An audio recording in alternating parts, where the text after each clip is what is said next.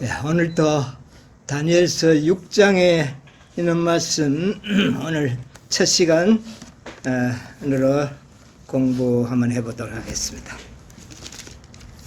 다니엘서 6장 다니엘서 6장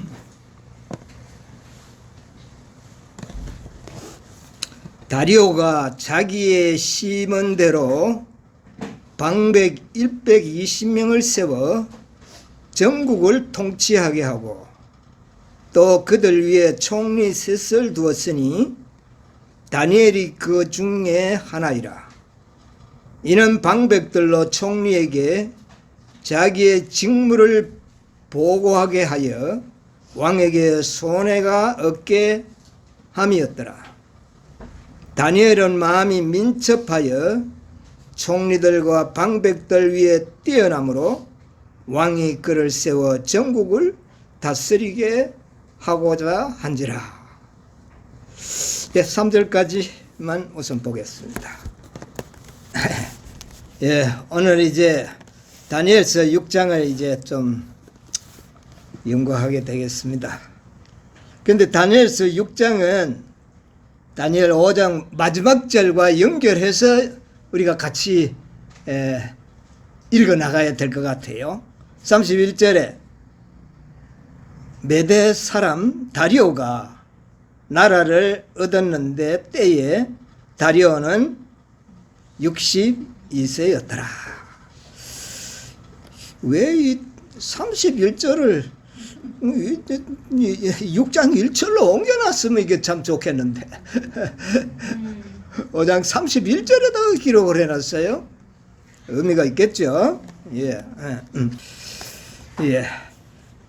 왜 지금까지 우리가 연구한 바에 의하면 이 바벨론 나라는 누가 얻어야 합니까? 고레스가 이 바벨론을 얻어야 되는데 여기에 5장까지 전혀 한 번도 등장하지 않던 다리오의 이름이 불쑥 나타나서 다리오가 나라를 얻었더라는 이런 기록이 나옵니다. 그래서 왜 고레스가 아닌 다리오냐? 이제 뭐 아시는 분이 알지만은 이 역사적인 배경을 좀 우리가 한번 알아보는 것도 좋겠다고 생각이 들어요. 왜 다리오가 고레스 이름이 아닌 다리오가 먼저 이름이 등장했는가? 역사적인 배경을 보면 한 70년 정도 역사를 좀 거슬러 올라가야 됩니다. 이때로부터 좀 올라가야 되는데 올라가게 되면 한 70년 정도 올라가면 그때 세상은 누가 통치하고 있었느냐 하면 어느 나라? 그때는 바벨론이 아니죠. 아시리아. 성경에 나오는 아수르가 세상의 패권을 잡고 있던 그 때입니다. 이때에 이 아수르에 의하여 바벨로니아도 또 이 메대 나라도 다 이 아수르의 통치를 받는 그런 시대였습니다. 그래서 이 아수르의 통치를 받는 나라가 이 나라뿐만이 아니라 모든 그 당대의 나라들이 그렇게 아수르의 지배를 받고 있었는데 특히 바벨론과 메대는 좀 강한 나라였어요. 이 바벨론의 그때 당시의 왕이 누굽니까? 아니죠. 느부갓네살 왕의 아버지는 나보폴라살. 그래서 이 나보폴라살이 왕으로 있을 때인데, 그리고 이 메대 나라에는 누가 왕이었느냐면은 시약세레스라는 왕이 있었어요. 이 두 왕이 서로 이 아수르의 통치를 받다가 보니 속이 불편했어요. 그래서 이 두 왕이 이기투합이 돼가지고 이 바벨론과 메디아가 동맹을 맺어서 아시리아에 항거를 하게 됩니다. 그래서 이 바벨론과 메대 나라의 나보폴라살과 시약세르스라는 이 두 왕이 동맹을 맺어서 이 아수르 나라를 멸망시키고 각자 독립을 하게 되는데, 그때부터는 이 메대보다는 누가? 바벨로니아가 이 아수르가 통치하던 그 모든 영역을 다스리게 되어버립니다. 그런데 그 일을 한 왕이 누구냐 하면은 우리가 계속 연구해왔던 누굽니까? 느부갓네살 왕입니다. 이 느부갓네살 왕이 아주 특출했어요. 이 시약사레스도 굉장히 특출했지만은 느부갓네살 왕이 나보폴라살이 죽고 아들 느부갓네살이 특출한 인물이었는데, 시약사레스는 많이 늙었어요. 그때 노쇠했기 때문에. 그래서 이 바벨론이 이 아시리아 땅 전체를 이렇게 하는데, 그러나 처음에는 그렇게 할 수 없잖아요. 동맹을 맺었으니까. 그래서 이 티그리스 강을 중심으로 해가지고 북쪽과 동쪽은 메데나라가 땅을 통치하게 되고, 그 다음에 티그리스 강 서편과 이 남쪽은 모두가 다 바벨로니아가 통치하는 그런 형국으로 처음에는 그렇게 됐어요. 그러다가 나중에는 바벨로니아의 세력이 엄청 커지니까 이 메데나라도 길을 쓰지 못하고 그렇게 있던 그런 역사적인 시대가 전개되고 있었습니다. 이때가 바로 BC 612년 그런 그 즈음이었는데, 그래서 이 두 나라가 동맹을 맺어서 아시리아를 무너뜨렸고, 또 아시리아를 멸망시키고 난 다음에는 이 동맹을 잘 유지하기 위해서 옛날에는 어떻게 했느냐면 왕실 혼인을 맺습니다. 그래서 이 메데나라의 시약세르스라는 이 왕은 너무 늙었고, 그 자녀들이 이미 나이들이 굉장히 많은 축에 있는 그런 형국이었어요. 그래서 이 시약세르스에게는 아스티아게스라고 하는 출중한 아들이 있었어요. 이제 곧 왕위를 물러받기 직전에 있는데, 이 아스티아게스의 딸, 그러니까 시약세르스의 뭐가 됩니까? 손녀가 되죠. 이 손녀 공주와 바벨로니아의 나보포라사라의 아들 누굽니까? 느부갓네살 왕이 결혼을 맺게 되는 겁니다. 혼인을 하게 돼요. 그래서 이 아스티아게스의 딸 이름이 아미티스라는 공주였는데, 메데나라에서 저 바벨로니아에 시집가는 그런 동맹관계, 왕실 결혼을 해서 서로 이 동맹관계를 유대를 공고히 하는 그런 역사가 있었습니다. 그리고는 얼마 있지 않아서 이 시약세레스는 나이가 많아서 돌아가시고, 누가 왕이 되느냐면 그 아들 아스티아게스가 왕이 되는 겁니다. 왕이 되고 난 다음에 이 아스티아게스는 딸이 하나가 아니고 뭐 몇이 있었는지는 모르지만, 한 딸은 느부갓네살에게 시집을 가게 되고, 또 다른 딸이 있었는데 그 딸 이름이 뭐냐면은 만다네라고 역사에는 기록되어 있어요. 만다네 공주인데, 그런데 이 만다네라는 이 딸이 보통 공주가 아니야. 이 아스티아게스가 아버지가 가만 보니까 아들도 훌륭하기는 한데, 이 만다네라는 이 딸이 보통 여자애가 아니야. 뭐 아주 기계도 있고, 뭐 아주 남자 이상의 통솔력도 있고, 아주 이런 카리스마가 있는 그런 여자였던가 봐요. 그래서 이 아스티아게스가 가만히 생각해, 이 아이를 이 왕족들과 결혼시켜서 메데나라에 두게 되면 아마 이게 오빠를 아마 능가해서 반란을 일으켜가지고 오빠를 물리치고 이게 지가 왕이 될 가능성이 있어요. 그래서 걱정스러워서 어떻게 할까 이렇게 생각하는데, 그 조금 전에 이 아스티아게스가 꿈을 꿨는데, 이게 일화입니다. 이거는요, 꿈을 꿨는데 이 딸 만다네가 뭐 오줌을 놓는지 어째 됐는지 딸이 딸이 오줌을 누는데 그 물이 흘러나와 가지고 막 온 세계를 다 뒤덮어 버리는 거예요. 그러니까 이 꿈이 범상한 꿈이 아니잖아요. 그래서 이 아버지가 고민이 됐어요. 이 딸이 보통 아도 아닌데 꿈에 보니까 이 막 물이 온 세상을 뒤덮는 이런 꿈을 꾸고 나니까 고민이 돼서 안 되겠어요. 그래서 메데나라의 왕족들에게 시집을 보내고 저 멀리 있는 동쪽에 그때는 아주 조그만한 나라 페르시아의 그 메데나라의 속국인 봉신왕 캄비세스에게 시집을 보내버렸어요. 그래서 딸을 멀리 보냈으니까 자기 오빠를 아주 반역하는 일은 없을 것이다. 그렇게 생각을 하고 글로 시집을 보내고 안심을 하고 그렇게 살고 있었어요. 그래서 이 만다네가 아주 정말 멀리 시집을 가서 참 살게 되는데 거기서 태어난 자가 누구냐면 고레스예요. 캄비세스와 만다네에게서 태어난 아들이 고레스예요. 그러니까 이 아스티아게스는 시집을 보내도 관심이 늘 있는 거예요. 이 딸이 아들을 낳았다는데 아주 굉장히 똑똑한 아들을 낳았다는 소문이 들러오니까 이것도 불안하잖아요. 그래서 이 아스티아게스가 딸이 아들을 낳아 그 아들이 12살이 됐다는 이야기를 듣고는 딸을 아들과 함께 초청을 한 거예요. 메데나로로 돌아와 봐라고, 놀러 오라고. 그렇게 해서 이 만다네가 친정집을 방문하게 됩니다.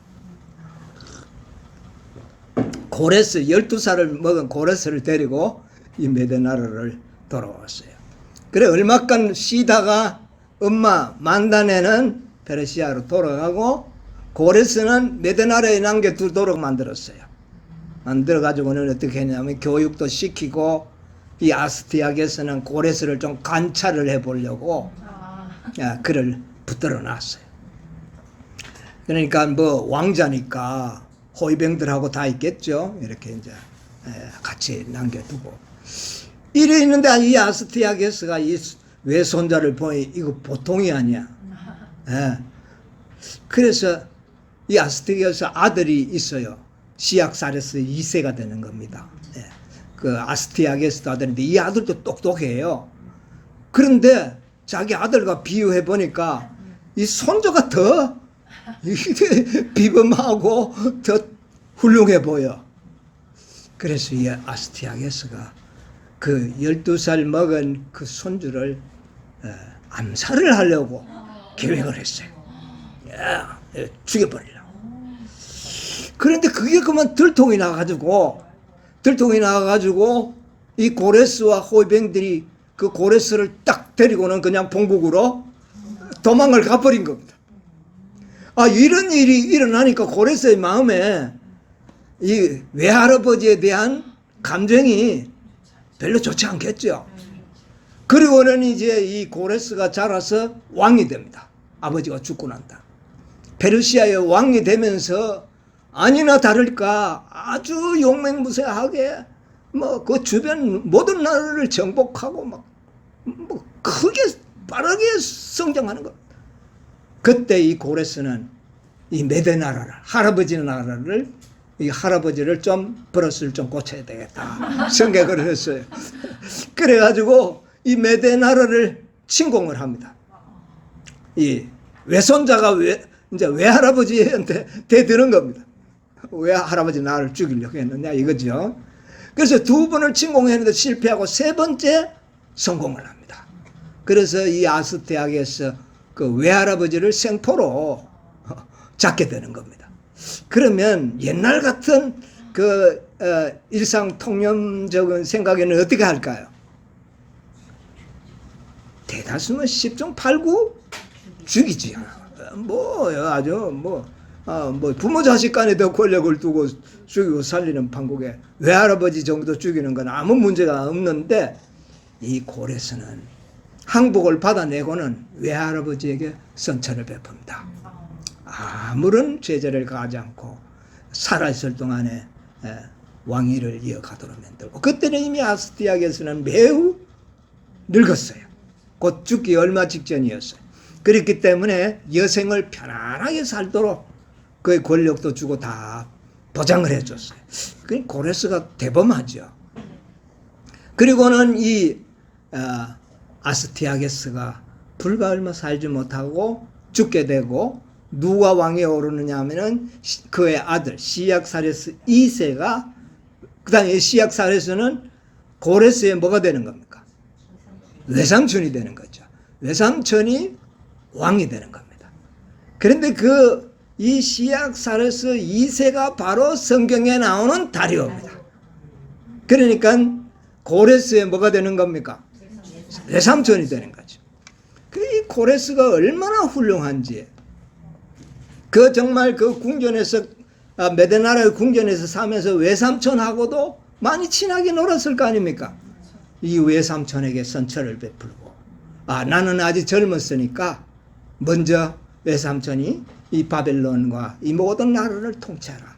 그러면서 통치권을 그에게 위임을 하고, 자기는 그 다음에 왕이 될 것을 하고 기다리고 있었다. 이 고레스가 참 보면은 이렇게 훌륭한 인간됨을 우리가 볼 수가 있어요. 그래서 성경에는 고레스를 누구로 상징해 나왔습니까? 예수님. 동방의 왕 예수 그리스도를 상징하는 왕으로 나오지 않습니까? 그런데 이 고레스가 왜 해필이면 12살 때 외할아버지인데 불러갔을까요? 예수님이 12살 때 어디로 갔습니까? 예루살렘에 가서 박사들과 이야기하고 그렇게 했는데, 이 고레스도 12살에 불려가가지고 거기 참 외할아버지와 외삼촌과 그렇게 서로 토론을 하면서 성장하는 그런 아주 지혜를 검증받는 그런 기회를 가졌어요. 그래서 그 역사도 참 재미가 있다, 그렇게 좀 생각이 들었어요. 그래서 이런 재미있는 꿈 이야기가 역사 속에 전해져 내려오는데, 이때가 바로 이제 이 페르시아의 고레스가 왕이 된 때가 BC 한 550년이 된다고 역사에는 기록하고 있어요. 그래서 이런 상황에서 이제 메대의 외삼촌과 고레스가 연합군에 형성해서 어느 나라를, 바벨론을 침공하여서 바벨론의 벨사살 왕이 죽임을 당하고, 그날 밤에 누가 왕이 됐다고요? 다리오 외삼촌 다리오가 왕이 되는 이런 역사적인 배경을 우리가 좀 알고 있는 것도 도움이 될 것 같습니다. 그런데 이제 어떤 역사가들은 성경을 비판하는, 또 믿지 않고 이런 사람들은 그 다리오는 아니다, 성경과 전혀 다르다, 이렇게 해서 다른 또 반론을 펴는 학자들도 있다고 그래요. 있는데 왜 우리는 이 시약사레스 2세를 다리오로 부르느냐? 다리오라는 이름 명칭은 고유명사가 아닙니다. 고유명사가 아니고, 뭐 윤석열 대통령, 그럼 대통령이란 말은 고유명사가 아니잖아요. 일반 명사로서 통칭하는 거죠. 뭐 어떤, 그러니까 이 다리오라는 것은 하나의 그 당대의 메데나라의 통치자를 일컫는 그런 하나의 통칭이 아닌가, 그렇게. 바로 뭐 이런 거, 이와 같은 그런 말로 쓰여져. 그래서 다리오라는 것은 개인의 이름은 아니었다. 개인 이름은 시약사레스 2세로 그렇게 불려졌다, 그렇게 볼 수 있어요. 그런데 이제 우리는 세상 역사도 우리가 좀 연구하고 참조는 하지만 가장 확실한 것은 성경과 예언의 신이지 않습니까? 예언의 신에 보면 이것을 분명히 하고 있어요. 자, 우리 선지자와 왕 523쪽에 선지자와 왕 523쪽에 보면, 이 짧은 글이니까 제가 읽을게요. 바벨론은 메대와 파사 연합군의 총사령관인 메대 사람 다리오의 조카 고레스에 의하여 포위되었다. 그래서 여기에 보면 이 다리오와 조카라 그랬잖아요. 그러면 이 다리오는 고레스의 외삼촌이 확실하잖아요. 그래서 우리가 알고 있는 그 역사가 연애신으로도 뒷받침되고 있기 때문에 우리는 그렇게 확실하게 믿는 겁니다. 그리고 선지자왕 556쪽에 보면 556쪽에 그 보면 이런 말씀이 있어요. 다리오 원년에 다니엘은 기도를 드렸고 고레스를 장군으로 세운 메대 군주는 바벨론에게 왕국의 통치권을 박탈하였다. 다리오의 통치는 하나님에게서 높임을 받았다. 가브리엘 천사는 그를 돕고 강하게 하기 위하여 다리오에게 왔다. 바벨론이 함락된 지 약 2년 이내에 다리오가 죽자 고레스가 왕위를 계승하였고 고레스의 통치 원년은 최초의 히브리인 무리가 느부갓네살에 의하여 저희 본향인 유다에서 바벨론으로 사로잡혀 온 지 70년이 차는 중요한 해였다. 예. 그래서 이걸 보니까 분명하죠. 이 다리오가 왕이 된 지 몇 년 만에 죽었다 그랬어요. 2년 만에 죽었다 그랬어요. 그러니까 이 다리오는 62세니까 옛날에 왕들이 62세면 굉장히 오래 산 겁니다. 우리나라 왕들 보세요. 평균 수명이 뭐 40, 50대 다 죽었어요. 예, 이런 걸 보면 그러니까 2년 이내에 죽고 그 다음에 고레스가 왕이 됩니다. 근데 여러분 한번 보세요. 왜 고레스가 다리오를 먼저 왕을 세웠을까? 그 속에 하나님의 뭐가 있어요? 하나님의 섭리가 있는 것 같아요. 그렇잖아요. 자, 이스라엘 백성을 바로 바벨론에서 해방시키는 이 의무는 누가 맡았어요? 고레스가 맡았잖아요. 그러면 고레스가 다리오가 아닌 자기가 막바로 왕이 되었다면 70년이 되기 전에 어떻게 됐어요? 예, 70년이 되기 전에 이스라엘은 해방이 되었을 겁니다. 그럼 여기서 뭘 우리가 보게 되는, 하나님이 정하신 시기는, 작정하신 시기를 이루기 위해서는 하나님께서는요, 이 고레스의 마음을 감동시켜서 자기보다 먼저 누구를요? 외삼촌인 다리오를 먼저 왕위에 올리는 일을 하게 되는 겁니다. 그래서 다리오가 2년, 왜 또 2년 후에 죽습니까? 2년 남았어. 2년 지내면 몇 년인데? 하나님이 계획하신 70년이 되는 거예요. 그러니까 이 다리오가 왕이 되는 것과 다리오가 죽는 것, 이게 모든 것이 뭐 그렇게 됐는가 보다 우리가 보통 생각할 수 있지만, 이제 우리의 눈으로 봤을 때는 그게 아닌 것 같다 그 말입니다. 먼저 고레스가 왕이 되는 게 맞죠. 사실은 이 다리오는 뭐 거의 허수아비나 빌거했어요. 모든 실권은 사실은 이 고레스가 다 가지고 있었어요. 그런데도 다리오가 왕이 된 것은 그 속에 경륜 속에서 이 이스라엘 나라가 바벨론에게 포로되는 작정된 기간이 몇 년? 70년이었는데 고레스가 왕이 됐고 이것을 알았던 섭리가 되려고 그러면 2년이 더 있어야 되거든요. 아니면 2년이 빨리 되든지. 그러니까 하나님께서는 그 시기를 맞추기 위해서 2년을 고레스가 아닌 다리오로 하여금 왕이 되도록 하시고, 그 다음에 2년 만에 70년이 차자 고레스가 왕이 되자 그 다음에 이스라엘인들을 어떻게 했습니까? 해방시키는 이 놀라운 하나님의 역사 계획이 이루어지는 것을 우리가 보게 되는 겁니다. 이것을 보게 되면 여러분과 저는 또 다른 사람하고 또 새로운 믿음이 생기지 않습니까? 아멘. 딴 사람은 뭐 그러는가 보다 그렇게 하죠. 우리는 또 믿는 게 있잖아요. 우리가 또 믿는 게 하나님이 계획하신 작정한 시기에 뭐가요? 사단의 통치 기간을 6,000년으로 정했다는 게 우리 머리에 딱 떠오르잖아요. 아멘. 이게 우리가 일반 사람들은 뭐 그게 너무 그거는 우리하고 직접 이게 관계가 있으니까. 아담이 범죄했을 때 하나님께서 사단에게 통치권이 넘어갔잖아요.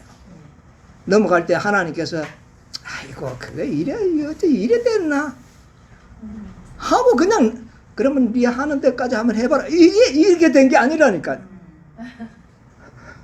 아담이 범죄하자 하나님께서 그래 좋다 내가 너에게 6,000년의 통치 기간을 내가 주겠다 작정한 겁니다. 아멘. 그래서 그것을 마지막 선지자를 통해서 6,000년 동안 사단에게 이 지구가 짓밟힌다고 하는 사실을 기록해 놓은 것이거든. 아멘. 이것도 나는 하나님께서 분명히 이루시리라고 봐요. 아멘. 자, 우리가 이것을 볼 때 그것을 발견하게 되는 겁니다. 예. 자, 어쨌든 이제 이 다리오가 왕이 되고 어떻게 했습니까? 나라를 어떻게 통치했다고요? 62세에 얻었고 자기의 심은 대로 원하는 대로 120명을 세워 전국을 어떻게 해요?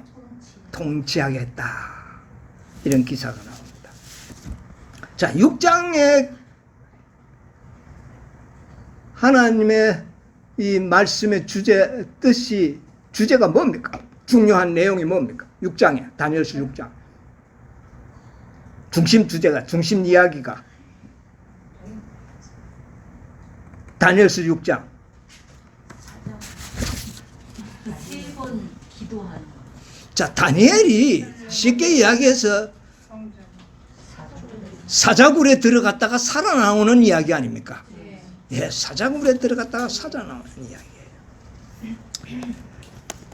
자, 우리가 지금 다니엘서 1장, 2장, 3장, 4장, 5장, 지금 이제 6장인데 이게 다 연결성이 있는 구속의 경륜을 잘 순차적으로 보여주고 있는 계시요 예언이라는 것을 우리가 보게 연구했지 않습니까?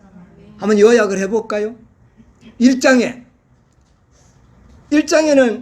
어떤 내용으로 우리에게 하나님의 섭리를 나타내 보여줬습니까? 뜻을 정하여 예, 뜻을 정하는 건 우리가 정해야 되고. 자, 유대 나라가 이스라엘 나라가 바벨론에 의하여 멸망을 당하고 포로로 잡혀가는 그런 이야기가 거기에 나오지 않습니까? 그러면 하나님께서 본래의 뜻이 이스라엘 백성이 이방에 잡혀가고 포로가 되는 그런 신세가 되도록 계획하셨느냐 그 말입니다. 본래가. 본래는 아니었지만 그들의 그 계획. 본래는 그게 아니잖아요. 이스라엘 나라가 세계의 중심 국가가 되어서 모든 평화의 비둘기가 예루살렘을 통하여 전 세계에 날아가도록 하는 것이 하나님의 본래의 뜻이었습니다. 그게 하나님의 꿈이었어요. 그런데 이스라엘 나라가 현저하게 그 일을 성취하지 못하고 실패하고 결과는 어떻게 됐습니까? 자, 북방 이스라엘은 벌써 망해버렸고 아시리아에. 그 다음에 딱 하나 남은 지파 유다 지파도 이제는 어느 나라에? 바벨론의 포로를 잡혀가고. 이게 뭡니까 그러면? 이걸 기록하는 것이 1장이거든요. 여러분 다니엘서는 12장에 보면 다니엘아 이 글은 마지막 때까지 봉함해라.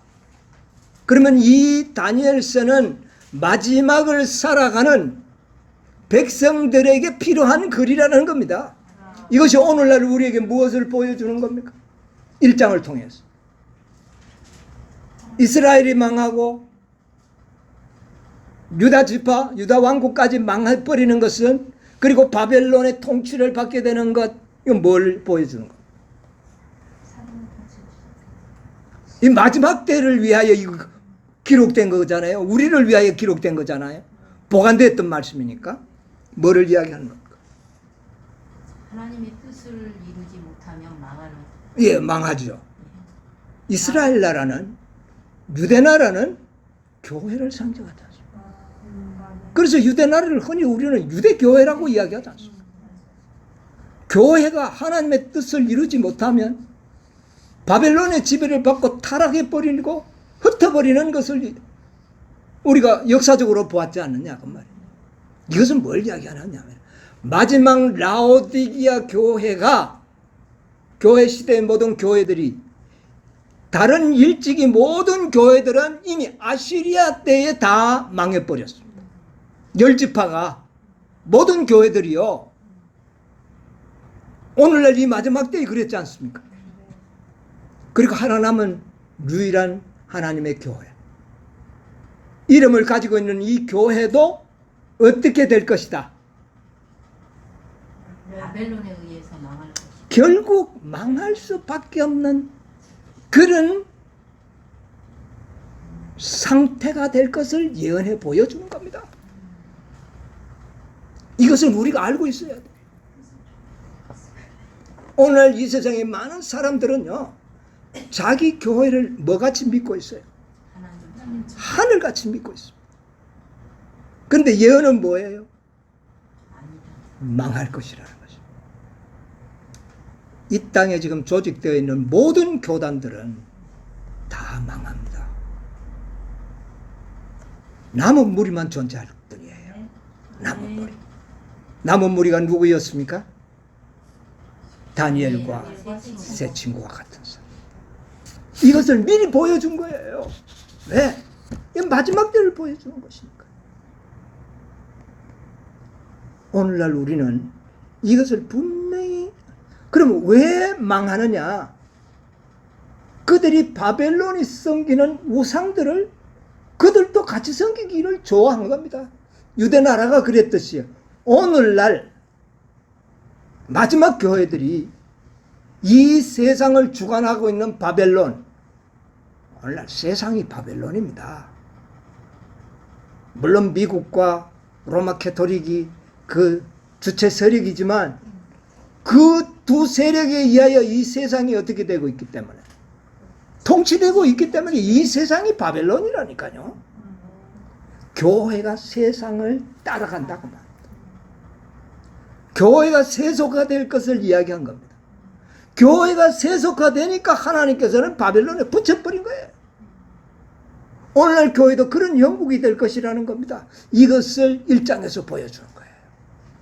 자, 우리 한번 볼까요? 신물교훈 315쪽에 이런 말씀이 있습니다.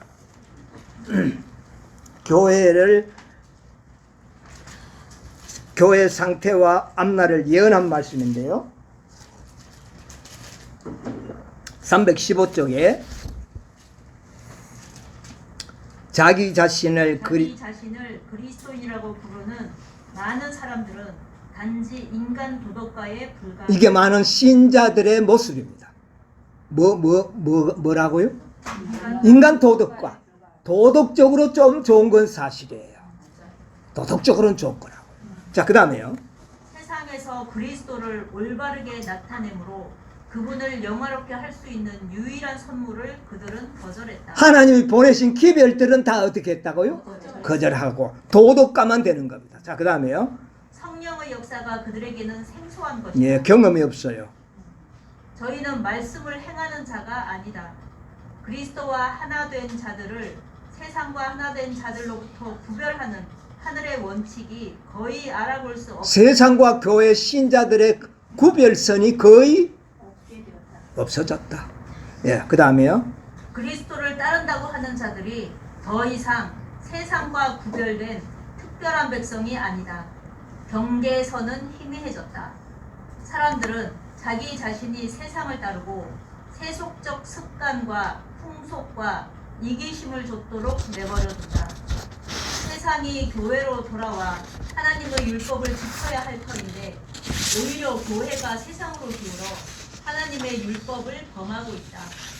교회는 매일 세속화되어가고 있다. 예, 됐습니다. 이게 옛날 유대 나라의 상태였고 오늘날 교회의 상태인 것입니다. 그러므로 어느 나라의 포로가 될 수밖에? 예. 오늘날 우리는 다 이런 상태의 교회가 될 것을 1장을 통하여 보여주는 겁니다. 하나님의 뜻을 거역하고 바벨론을 따라갈 때에 바벨론의 포로 생활을 하게 될 것이다. 다만 거기에는 뭐가 있을 뿐이다?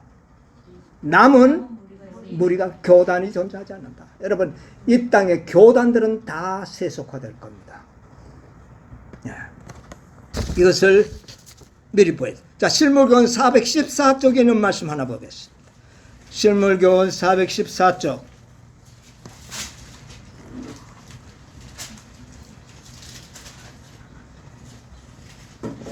사단은 단지 세상을 사로잡을 뿐만 아니라 하나는 단지 세상을 사로잡을 뿐만 아니라 그의 속임수로 우리 주 예수 그리스도의 교회라고 자처하는 교회들을 여기에 잘 들으세요. 우리 주 예수 그리스도의 교회라고 뭐하는? 자처하는. 예, 그 다음에요. 자처하는 교회들을 암암리에 부패시키고 있다. 큰 배도는 점점 격화되어 광선이 통과할 수 없는 총닭같이 깜깜한 지경에 이르게 될 것이다. 그때는 하나님의 백성들에게 진리를 위한 시련의 밤이 될 것이며 슬픔의 밤과 핍박의 밤이 될 것이다. 예, 됐습니다. 여기 보니까 하나님의 교회라고 자처하는 교회들은 암암리에 부패되는데 얼마만큼 부패된다고요? 광선이 통과할 수 없는 어두움으로 휘사하게 될 것이다. 예. 옛날에 유대 나라가 죽자고 어디에 자꾸 가기를 원했나요? 해국으로 가고. 오늘날 또 세상이 참 교회가 어디로 가기를 누구를 닮으려고요? 예, 세상을 애굽을 사랑하는 그런 교회가 됐다. 그래가지고 빛이 통과할 수 없는 그런 캄캄이 이르러 올 것이다. 이렇게 되면 하나님께서는 그 교회를 더 이상 용납하지 않는다는 겁니다. 예, 이런 때가 반드시 올 겁니다.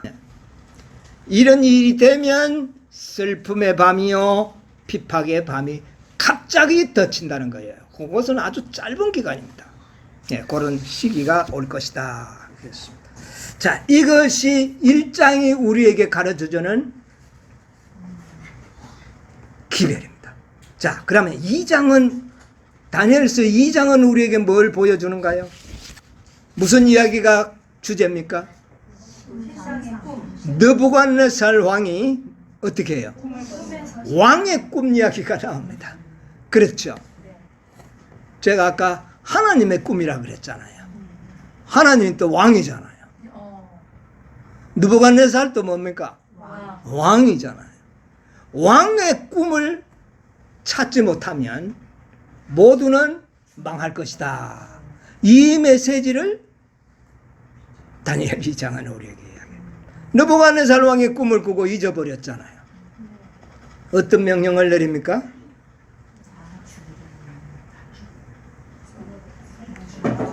이 꿈을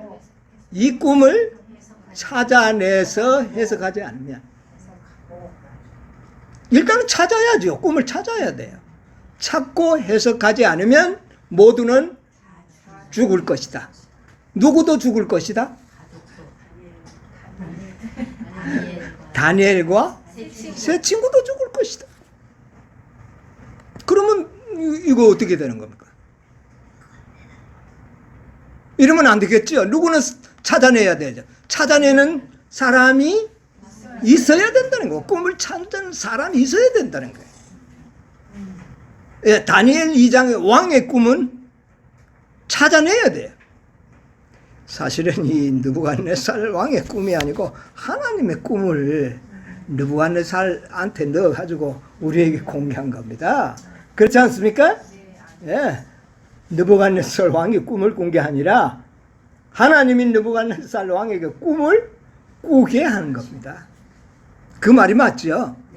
예, 그래서 그 꿈은 하나님의 꿈이에요. 자, 다니엘 2장의 하나님의 꿈은 뭡니까? 예, 망하지 아니하고 영원히 존재할 수 있는 하나님의 나라를 세우는 것이 누구의 꿈이다? 이게 하나님의 꿈이다. 이게 다니엘 2장의 기별이에요. 하나님의 꿈은 바로 이거다.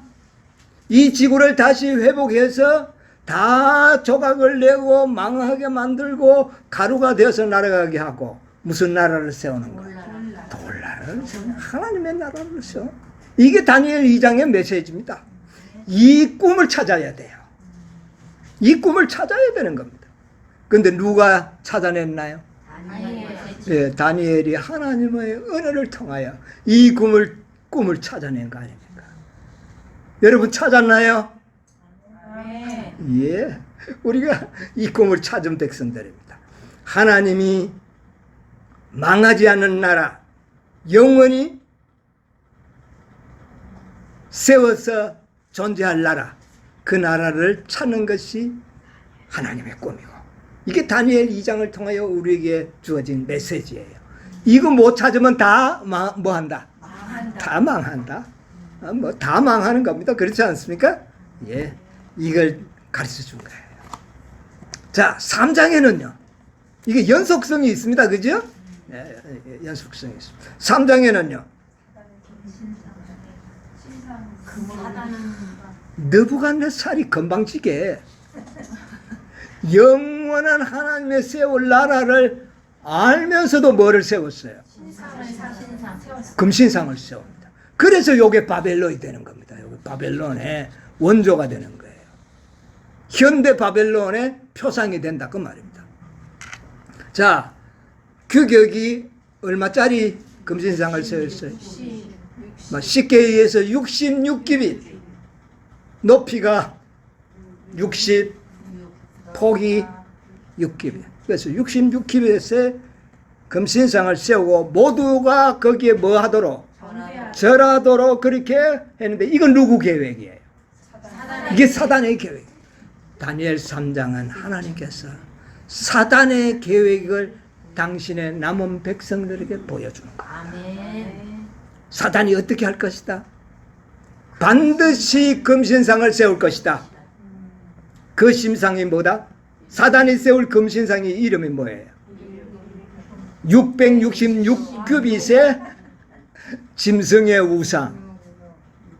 여기에 절하지 않는 자는 모두 죽이도록 하는 이런 계획을 누가 세울 것이다? 사단이 세울 것이다. 이것이 다니엘 3장에서 하나님께서 보여주신 겁니다. 그 일을 현대 바벨론이 세울 것이다. 계시록 13장 15절만 하나 읽어볼까요? 저가 권세를 받아 그 짐승의 우상에게 생기를 주어 그 짐승의 우상으로 말하게 하고 또 짐승의 우상에게 경배하지 아니하는 자는 몇이든지 다 죽이게 하더라. 반드시 짐승의 우상을 어떻게 해요? 세우겠다. 그런데 어떤 짐승이 세운다 그랬어요? 바다에서 나온 짐승입니까? 땅에서 나온 짐승? 땅에서 나온 짐승. 예. 땅에서 나온 짐승이 어느 나라예요? 미국. 이게 바벨론이잖아요. 예. 벨살살이 통치하던 바벨론을 상징하는 나라가 오늘날의 미국이다 그 말입니다. 예. 이것이 반드시 예언이 성취될 것이다. 예수님 오시기 직전에 말세 백성들에게 이것은 필수 지식인 겁니다. 그렇지 않습니까? 예. 자,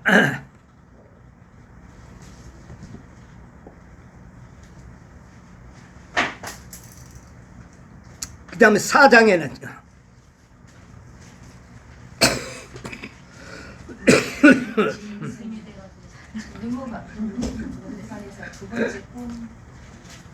느부갓네살 왕의 두 번째 꿈이 거기에 기록되어 있습니다. 큰 나무가 있고 큰 나무가 잘려지고 철사로 동이고 구리로 동이요. 얼마 동안? 7년 동안. 이 꿈을 누가 꿨나요? 느부갓네살 왕이 꿨잖아요. 이거는 누구에 관한 꿈이었습니까? 자기 자신의 운명을 보여주는 꿈이었어요. 몇 년 동안 어떻게 살 것을? 7년 동안 짐승으로 살게 되는 꿈을 꿨어요. 하나님께서 느부갓네살 왕을 7년이나 이거 참 7년 이게 아유 감사합니다. 왕으로 지내던 권세자가 짐승이 되어가지고 풀을 먹고 이슬을 맞으며 사는 생활을 몇 년 동안 했다고요? 7년. 이야 7개월도 아니고 1년도 아니고 여러분 7년 이거 짧은 기간입니까? 우리 인생들에 의해서는 봤을 때 굉장히 긴 시간입니다. 그러나 하나님이 볼 수 있는 시간으로 봐서는 뭐 그 별거 아니죠. 예? 그러나 우리 인간들에게는 어마어마하게 긴 시간이에요. 그리고 7대를 지나고 보니까 7대가 되었을 때 하늘을 쳐다보니 정신이 돌아왔다는 거, 총명이 돌아왔다. 여러분, 제가 늘 이야기했죠. 한번 다시 찾아볼까요? 시편 49편 12절.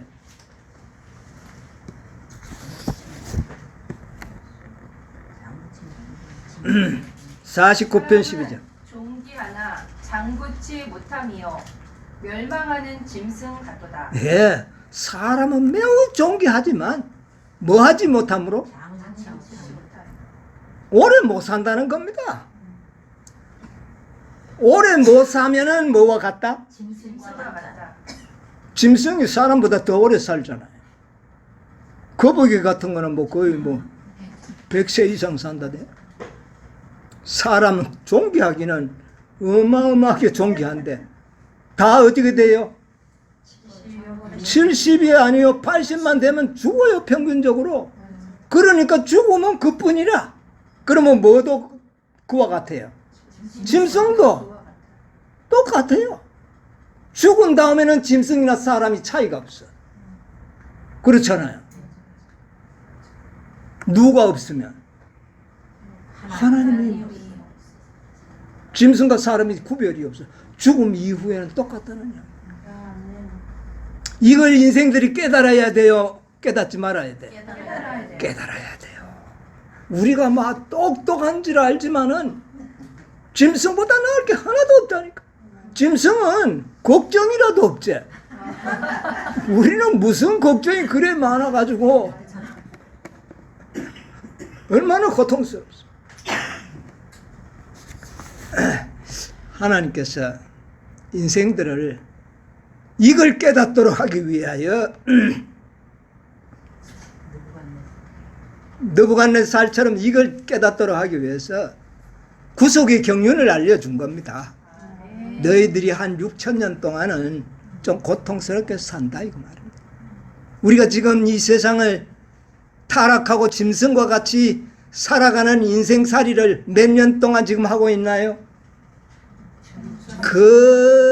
거의 얼마를요? 6,000년. 참 힘들죠?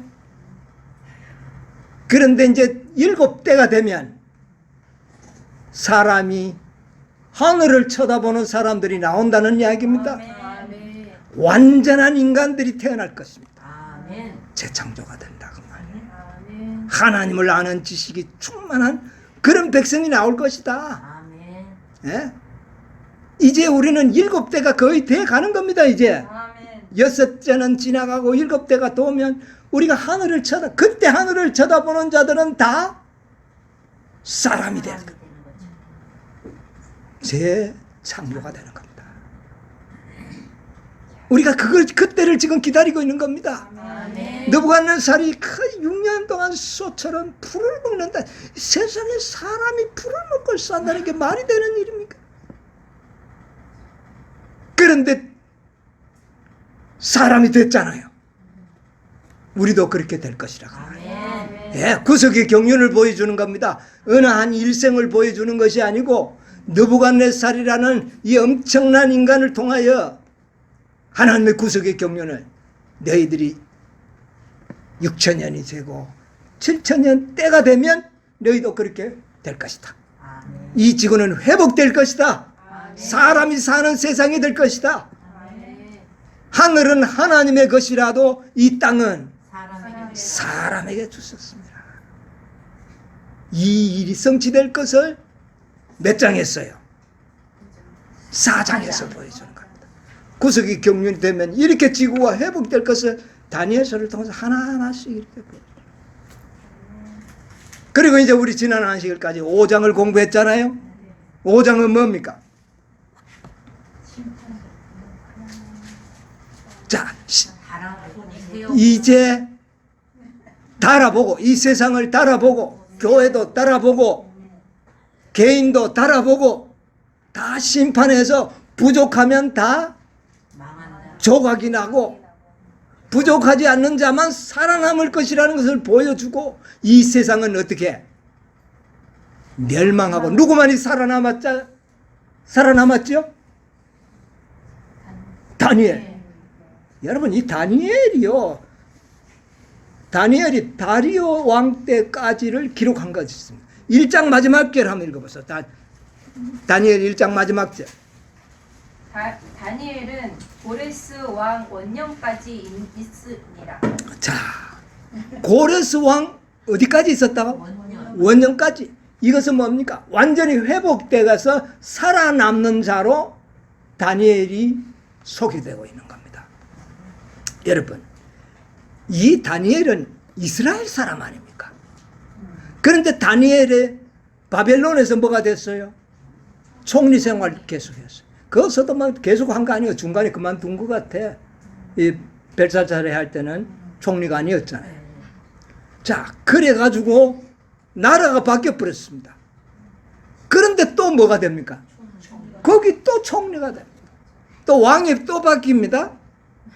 그런데 또 뭐가 됩니까? 도대체가 다니엘은 어떤 환경에서도 살아남는 자가 돼요. 여러분 우리가 이런 자가 되어야 한다는 것을 다니엘서는 우리에게 보여주는 겁니다. 왜 살아남았나요? 다니엘이 흠과 점이 없었어요. 지혜와 총명이 월등했어요. 여러분 우리가 하나님을 아는 것이 지혜와 총명입니다. 거기에 흠과 점이 없는 생애를 산다면 이 사람이야말로 진짜 보석 아닙니까? 이런 보석을 알아보지 못하는 사람은 없어요. 이런 자가 되어야 한다는 것을 우리에게 메시지로 보여주는 겁니다. 자, 어쨌든 다니엘 5장을 통하여 우리에게 보여주는 것은 세상은 망하는데 죄악의 잔이 차면 망한다. 그것을 보여줍니다.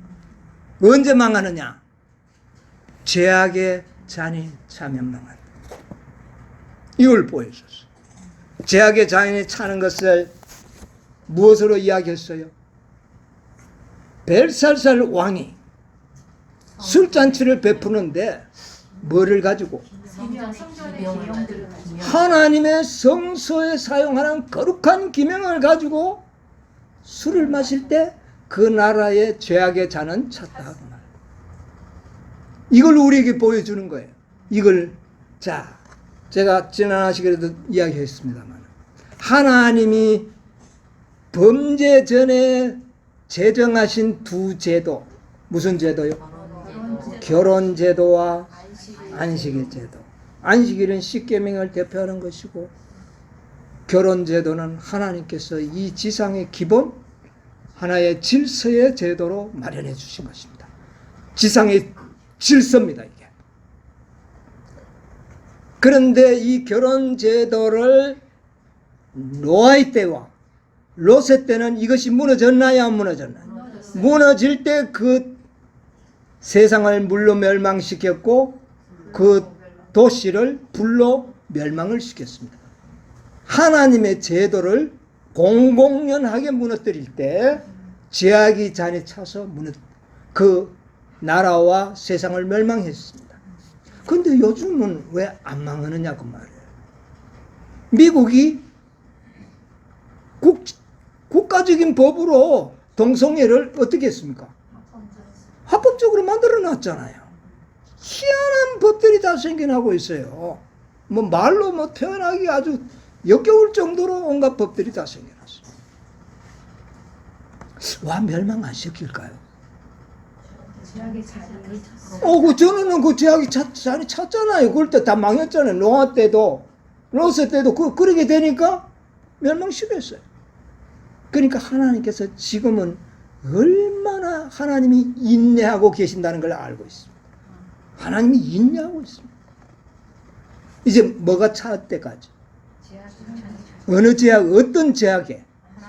성소의 기명으로 술을 마치는 행태를 부릴 때에 이 지상이 멸망당할 것을 이야기합니다. 그게 뭐냐? 안식일입니다. 안식일은 지성소에 보관된 두 돌비의 법 아닙니까? 이걸 우상의 날로 대체할 때, 일요일은 태양신의 제일이잖아요.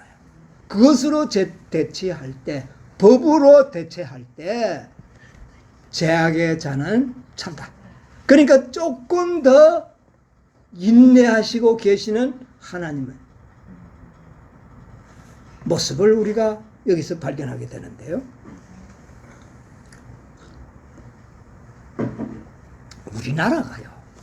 우리나라가 이 대한민국이 아직 동성애법이 합법 안 됐습니다. 유일하게 그렇죠. 뭐 다른 안 된 나라도 덜 있겠지만 그러나 우리나라가 상당히 중심에 하고 있어요. 그 동방예의 지국 때문에 그래 됐는지는 모르지만 그거 뭐 별 힘이 없는 것 같아요.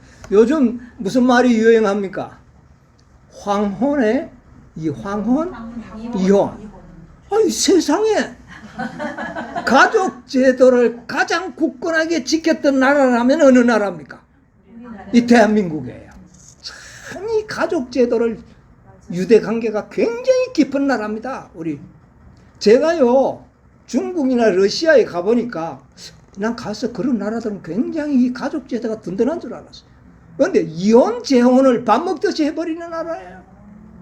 러시아에 가서 이야기 듣고 내가 놀라는 것이 초등학교 아이들이 자기 부모 밑에서 살고 있는 아들이 30~40%가 안 된답니다.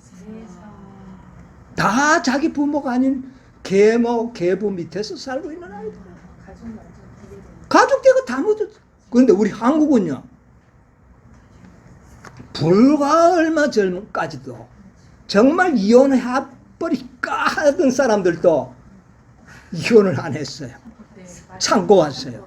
근데 요새는요, 아주 쉽게 이혼해버립니다. 가족 제도가 무너지고 있습니다.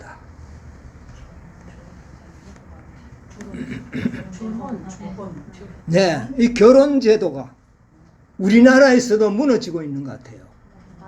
그러면서 한편에는 무슨 법을 만들려고 하고 있고요.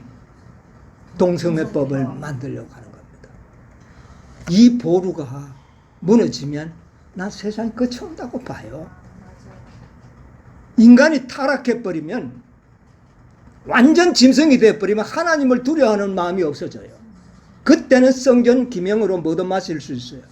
술을 마실 수가 있다는 겁니다. 미국이 아마 그 짓을 하게 될 겁니다. 이것은 이 지상의 멸망을 알리는 신호탄이 되는 겁니다. 그러면 이 세상은 2년을 넘어가지 않습니다. 2년을 넘어가지 않아요. 바빌론이 멸망한 것처럼 그날 밤에 왕이 바뀌듯이 그렇게 역사는 이루어질 것을 5장을 통하여 우리가 배우게 됩니다. 그럼 6장은요, 우리가 이제 연구할 6장은 5장과 6장에서 우리가 하는 것은 이제는 이런 가운데서 우리가 뭐 해야 돼요? 살아남아야죠. 멸망할 때 멸망하지 않고 살아남아야죠. 그렇지 않습니까? 6장은 이럴 때에 우리가 어떻게 살아남을 수 있는가를 보여주는 하나님의 지혜와 방법을 가르쳐 주는 것이 6장입니다. 다니엘 6장. 그래서 이 다니엘 6장을 매우 중요합니다. 여러분과 제가 이 6장을 통하여 하나님의 지혜를 배워야 합니다. 그래야만이 바벨론이 멸망할 때 죽지 않고 살아남는 자가 될 것이라는 것입니다. 이것이 6장이에요. 오늘 제가 1장에서 5장을 쫙 이야기한 것은 바로 살아남는 자가 되어야 한다는 이 아주 급박한 사실을 여러분에게 좀 구체적으로 설명하기 위해서 다시 한번 복습한 겁니다. 6장은 다음 한 시간에 연구하겠지만 반드시 알아야 될 것은 우리는 뭐 하는 자가 되어야 한다? 살아남는 자가 되어야 된다. 6장에는 다니엘이 살아남았잖아요. 사자굴에서 살았잖아. 우리도 사자굴에서 뭐 해야 돼요? 살아남아야 됩니다. 죽으면 안 돼요. 예, 우리는 우는 사자와 같은 사자굴에 갇힌 사람들이에요. 다니엘과 같은 사람들이에요. 우리가 오늘날. 그런데 우리는 사자에게 잡히지 않고 어떻게 돼요? 살아남아야 된다는 겁니다. 그 비결을 6장에서 배우게 될 것입니다. 오늘 시간이 다 가서 더 이상 연구를 하지 못하고 성경절 하나만 읽도록 하겠습니다. 베드로후서 3장 14절 그러므로 사랑하는 11절로 14절. 이 모든 것이 이렇게 풀어지리니 너희가 어떠한 사람이 되어야 마땅하뇨 거룩한 행실과 경건함으로 예, 13절. 우리는 그의 약속대로 의에 거하는 바 새 하늘과 새 땅을 바라보도다. 그러므로 사랑하는 자들아 너희가 이것을 바라보나니 주 앞에서 점도 없고 흠도 없이 평강 가운데서 나타나기를 힘쓰라. 예, 됐습니다. 여기에 이런 질문이 나옵니다. 너희가 어떠한 사람이 되어야 마땅하뇨? 마지막 세상이 멸망을 당할 때 너희는 어떠한 사람이 되어야 마땅하뇨? 대답이 나와 있습니다. 해답이 뭐라 그랬어요? 주 앞에서 점도 없고 흠도 없이 평강 가운데서 나타나기를 힘쓰라. 여러분, 우리가 어떤 사람이 되어야 할 것을 분명히 깨닫게 되시기를 바랍니다. 아멘. 흠과 점이 없이 그 입술에 거짓이 없는 14만 4천인들로 하나님의 앞에 나타나기를 뭐하라? 힘쓰라. 힘써 노력하라. 아멘. 아무쪼록 우리 모두가 이 멸망의 시간에 다 살아남는 자들이 되어 하나님 앞에 설 수 있는 여러분과 제가 되기를 간절히 바라면서 말씀을 마치도록 하겠습니다.